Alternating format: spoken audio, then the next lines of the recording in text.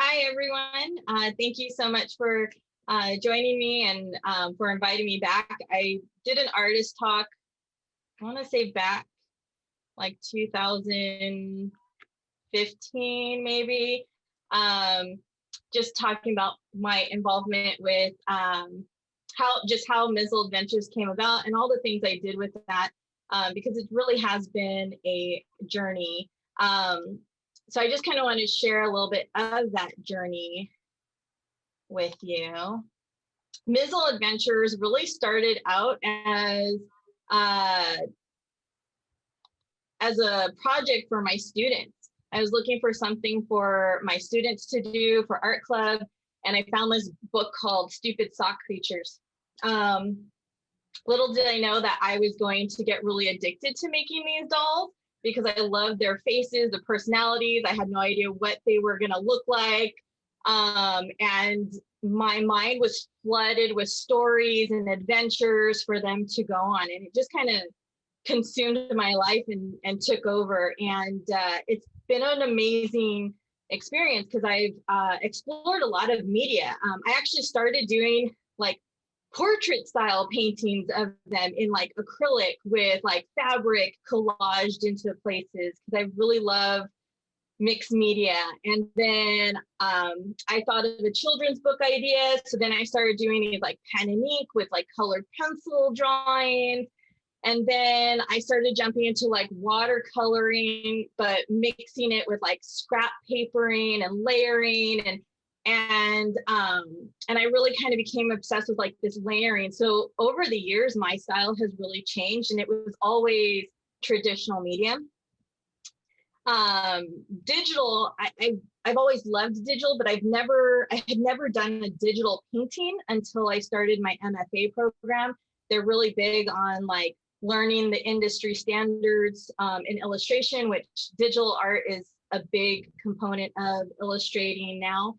And so these are some of like my earlier pieces. And so those of you who are thinking of getting into digital, it really helps to have the correct tools because I did these with just like a computer mouse. I didn't have my Wacom tablet. I didn't have like my iPad at the time. I was using just Photoshop and Corel. And I don't think these are absolutely horrendous, but they're not to what I do now. I even took this black and white one and I redid it to this one over here. So these are images I've done on the iPad.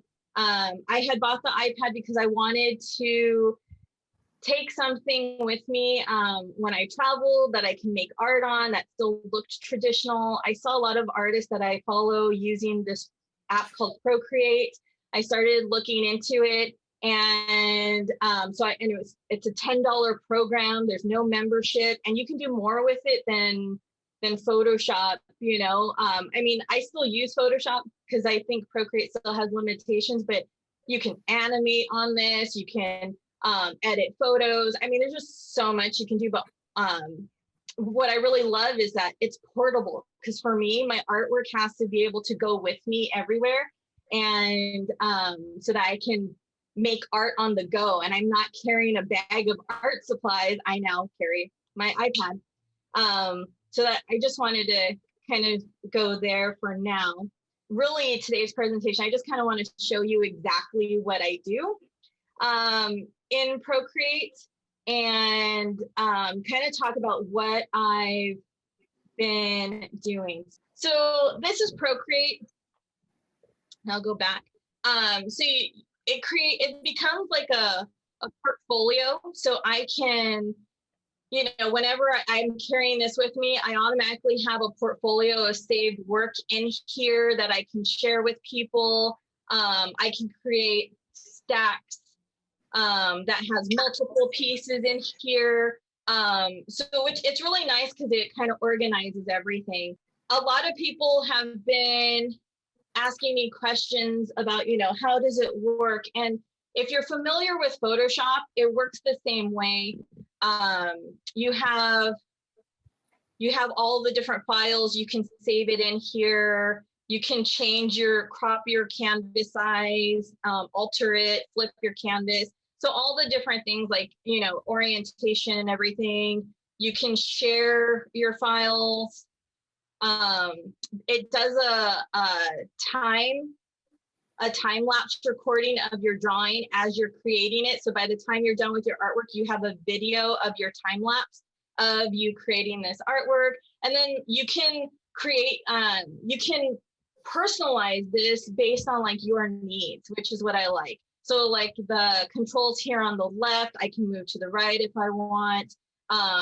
There's an additional like easy, quick buttons, and all these things like are really technical, but it kind of depends on like what you want to use it for.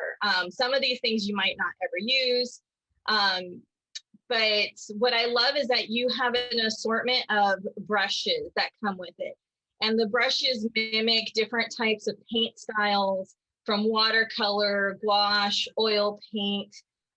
There's a lot of texture stuff in here. Sometimes there's too many brushes, and I've bought brushes from artists that I really follow. And so sometimes the brushes can become an overwhelming thing. I can create color palettes. So these are like saved color palettes that I've created. One of their newest features is you can take a palette from an image. So if there's a photo that you really love, you can have it converted to a color palette. So it's taking all the colors from the image, which is really a neat tool. But I have, you know, a bunch of color palettes that I've used, and then some that come with it. So that's kind of a neat feature as well, because it saves these palettes. It's, you know, you have your paint palette at all times. And then layers. I work in layers. So what I was sharing with Susan just the other day is that some of my work I do all digital from like start to finish. Like I start with this kind of sketch drawing, and then I start to color it in and I modify it. So I started to add some colors here so you can kind of see what I do. But sometimes I do these as for my traditional work. Like I like to create my sketches in here because I can resize things. You know, if my character here is too, if this character is too big or too small, I can just select it and then I can resize it. So, you know, like instead of having to redraw my sketch over and over again, I can manipulate the sketch to whatever size I want. I can replace the location of it to anywhere I want, which is, you know, I think my favorite part of it. I do a lot of my value studies in here, and then I do my color studies in here as well. And then I like to print out my value studies, and then I can take my outline and work traditionally on watercolor. So I use this as part of my process of making art. And then I also use it just to create digital work. So it kind of depends on what I'm doing. So it's a really great tool. Just to kind of explain layers for those of you who don't know, the bottom layer is like your very far background layer. And then each layer above it is the next layer that's coming closer to you. So the top layer here that says sketch, that's my absolute top layer. That's the closest to the viewer, my foreground. So the top layers are your foreground, bottom layer is your background layer. When you add a layer, you can move this, you can move your layers on top of each other or below. So you can move the layer. Come on. You can move the layers to whatever order you want. And what I like about this is if I have like just this, the ear, part of the arm, and the leg, what I like to do is I add a new layer on top. I add a clipping mask, and what it does, grab a shadow color here. I can, it doesn't matter where I color. Like I can color out here and I can add shadows real quick without having to paint everything and go back and erase. And versus like if I took the clipping mask off, you can see all my scribbles. So it keeps it contained to just the area that I want exposed, which is really nice because it makes it a lot faster when I'm shading or adding value or color to something. For this, like this next part of the layer, I can either do my blue stripes that I have for this character. I can choose to do it directly on here. It's wrong brush. I can choose to do this directly on here and then get outside of the lines. Or I can add a new layer, do a clipping mask, and then I can, you know, paint with a little bit more freedom and not have to be so worried about, you know, being so careful and so safe. I can just be a little bit more free in how I'm coloring everything. Shaders in there. So this is all I do. I just kind of go in here and I work with layers and I add on top of it. Hi, Nadia. This is Ron. Hi, Ron. Hey, how is this different than Photoshop? It's really not much different, except I think it's a little more user-friendly than Photoshop. Photoshop, I feel, is like, personally, Photoshop can be very intimidating because there's a lot more to it, where I think this is a lot more simplified. I still have filters here. You know, I can change my hue and saturation. Let me select this one. You know, I can change the hue and saturation of the whole layer, or I can do, you know, or I can do just with my pencil and draw certain things in. I can do, you know, my Gaussian blur, and I can blur things out or just kind of, you know, keep it crisp. So I still have a lot of those same filters that you have in Photoshop. The biggest difference is Procreate doesn't have a membership. It's a one-time $10 fee, and Photoshop, you need the membership now to have. Well, unless you have a standalone right. version. There's some things in here. There are some things in here that I, you know, like the hue brightness. Sometimes that doesn't work for me that well here in Procreate. So sometimes I do have to take this file into Photoshop and then do some adjustments in Photoshop that I can't seem to do here. And I was just having this conversation with Susan the other day. I'm not sure or maybe, oh no, somebody else. I was saying, like, I don't know if it's because I understand how, like, some of the hue saturation filters work in Photoshop, and I don't fully understand how it works here in Procreate. You know, like that could be it. Like, I'm not understanding it, but it could just be, you know, like what I'm working on and how I'm applying it. I have a lot of things that go into Google Photos, reference photos, or I have like my Google Drive connected to my iPad. And so I am constantly going back and forth, you know, with my reference photos, and I can, I can access all of that. Nadia, is it difficult to blend? No. No. Here, I'll create a new layer real quick.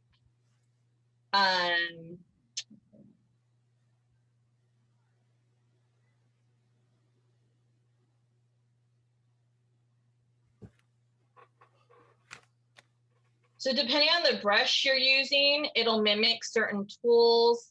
I can keep going back. Yeah. If I use a watercolor brush, it'll mimic watercolor brush. The cool thing too, there's like this little hand up here. This is a smudge tool, and you can use like the same brush that you're using, but I can go in and I can. See, that's great. Oh, that's cool. I can smudge, and I can really like go to town. The more pressure I put on this. Oh yeah. You know. I can get a lot of texture. I can do a more, I can go a little bit softer and neater and get a softer smudge. So it really, I think the only program, this is fairly close to mimicking materials, like natural materials. The best program that mimics materials, I think the like actual traditional materials is Corel Painter. That's the one that I've noticed like really mimics traditional artwork the best. But this isn't too bad, depending on like what brush you choose. You know, like I have some like stipple brushes here that I can get some texture in. And then again, I can smudge that. You know, I can play with my filters and give it, I'm gonna do a Gaussian blur with just my pencil. So like I'm blurring just some of the dots. Oh, cool. And really it's just a matter of like playing with the program. That's what I've kind of learned is like the more you create and the more you play and experiment, the more interesting things kind of come about with it. So there's just a lot of fun stuff in here. So in my layers, so for those of you who are Photoshop, it has all like the filters down here, the multiply, which I use a lot. I use multiply a lot, darken, color burn, linear burn. Blending options. Yeah, so it has all of them here. So for those of you who use Photoshop, like all of those filters that you use in editing, like they have them all here in the layer. So you do it by layer, not for the whole thing, which is kind of nice. So that's where like it is comparable to Photoshop because it has a lot of those same features. Again, I think like Photoshop still has more, but I think that's because it's a photo editing program. It's really meant more for photo editing versus like painting.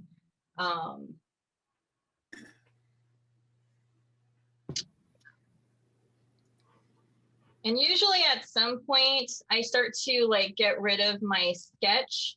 So, you know, on the side here, there's these little check boxes. If I check it, it makes that layer disappear. And so I can kind of see like, does my artwork hold without its outlines? A lot of times I go back and I add outlines or I clean up edges. I can also change the opacity. So actually my outline was a lot darker originally, but I like to lower the opacity of my layer so I'm not relying too heavily on my sketch. So these are some little like just small things that I love about this. If I like this exactly how it is, I can remove the background. Oh, his eyes are missing. Let me give him some eyes. What I like is that I can turn these into what are called PNGs so that I can keep the transparent background. I can keep the transparent layer. Oh, the eyes are just.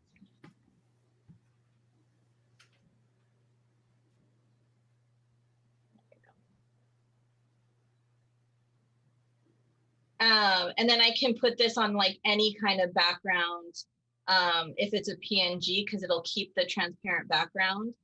So, you know, I could put, you know, if I like it just like this, I can put this on my website and be done with it and whatever background my website is. Or I can, you know, keep my background and I can even choose colors. I can choose a color from my set here, or I can, you know, I can paint it in. So it kind of just gives you that like flexibility to just play around with it. And I do love, like some of these brushes are just really neat because they have some really textured ones. So there's like some organic ones here. Trying to see where I have So I can play around with,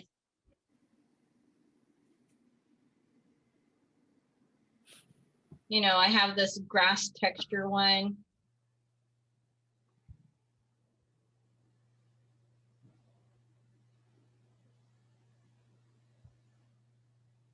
I can just kind of smudge in here, and then I can stamp it into.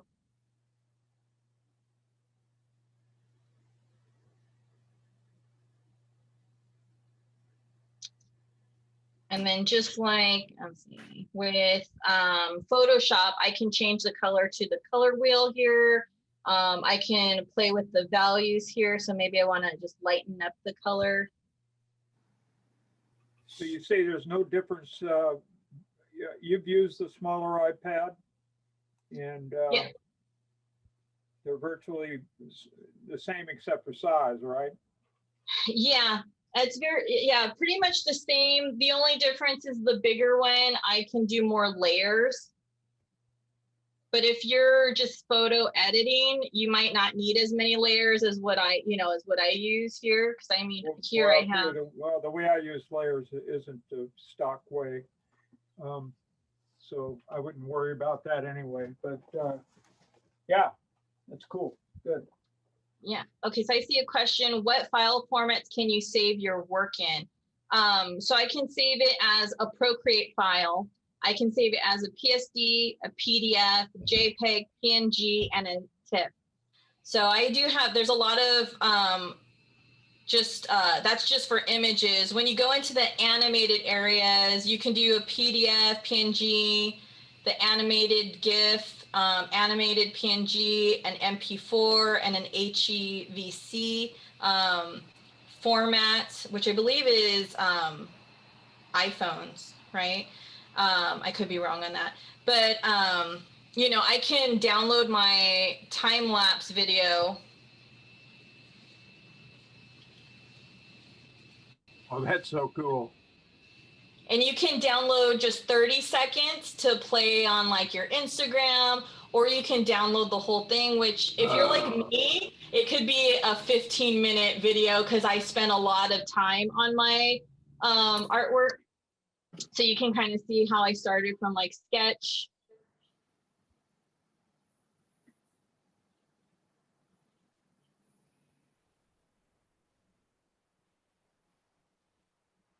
That's cool.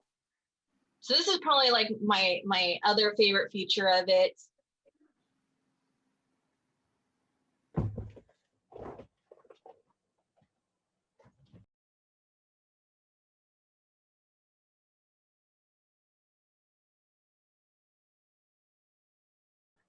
And it shows you your whole process. And so for this one, it's, you know, under a minute. For those of you who do like, you know, plein air painting, you can take a photo with your iPad and then you can incorporate as a reference photo, which is what I really like too. So I can have a reference photo. So when you do reference, it starts off as your canvas, but you can go to images and I can import, you know, a photo that I might work from. So I was, I had created a mock-up of a scene that I was designing for a watercolor piece. And so now I have like my reference photo for lighting that I can use while I'm working on my image.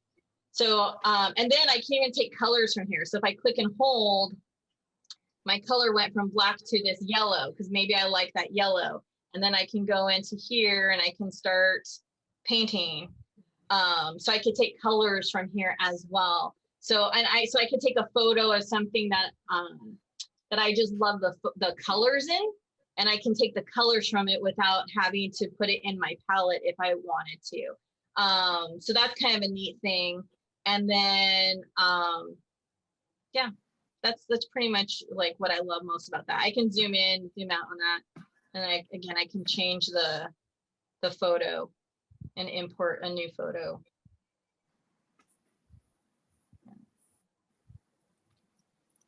and have that as reference. You can set up, for those of you who want more help with like perspective, you can turn on the drawing guide, and then you can edit the drawing guide. And what it does is here it gives me a grid, and I can choose the opacity of the grid. I can choose to have perspective. So if I click on perspective, I can decide where my points are at. You know, if I have one vanishing point here, you know, I can have a second vanishing point here, and then I have my lines here. Let me change the color so you can see the lines a little bit better. Wow. So you can change the color. Now I have these perspective lines. And then if I click on assisted drawing, what that does is anytime I draw, so let me click done. Let me remove this. So anytime I draw or paint on here, it's gonna stick. Let me get a different brush.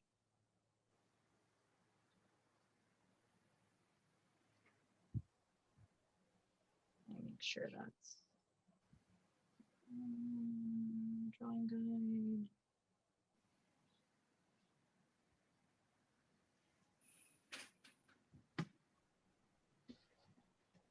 So this one, so my layer says assisted on this layer. And so if I'm painting, it's going to stick to that line.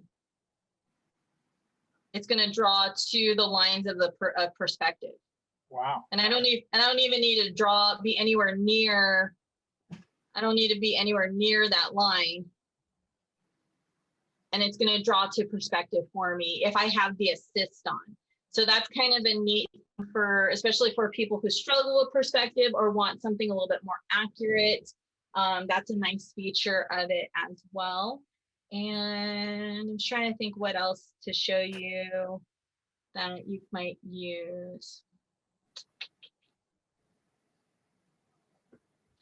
And I think this was the only thing I wanted to show afterwards. You can see how, you know, I like taking my sketches. Sometimes I draw with pencil and I scan it in. And a lot of times I draw directly in here, but I'll start with just my sketch. I don't know if this has this one doesn't have my values. And then I take this and I can go into my value study. So this is like one phase of my value study. Actually, I think so. You know, I have different values, so I can do like one layer with one value study, and then I have like a second layer with some edits to it. And I can just keep adding to this and changing my values and playing with it, rather than doing like, you know, 5 different artworks, you know, mini artworks of color studies or value studies. I can do it all digitally in one file with just, you know, just different layers. And so that's like my final value study. And once I get to the point that I like it, then I take this, I print it, and then I turn it into an actual watercolor painting. I think I have the photo of that. Maybe not in here. I'll show you this one. So this is my value study with this one. And then I did this is watercolor painting. This is traditional. I just have it in here so it's with my portfolio. So I'm able to combine the two, do digital and then transfer it to my traditional work as well. You can print that on watercolor paper or mixed media paper? Yeah, I can, yeah, you can print onto anything that you want. You just want a nice printer and good paper. What I've been doing, because you know, that's the beautiful thing about like our artist council is, you know, everybody teaches one another. And the one thing I heard from the photographers in our group a lot was that printing, you know, anything with bright colors works really well on printed on metal. And so the past few pieces I've been trying to keep it really colorful, and I print on metal. which I think has been a really neat transition in my work for me personally.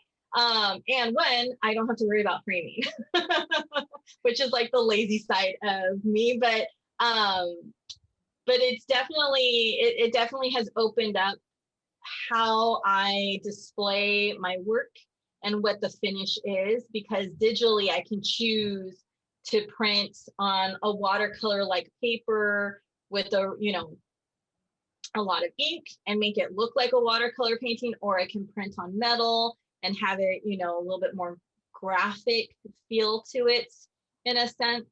But yeah. That, I mean, this is, I know we're to go to 7:45, but that's pretty much it for me, unless people have more questions. And yeah. That's fantastic. Thank you so much. Oh, thank you.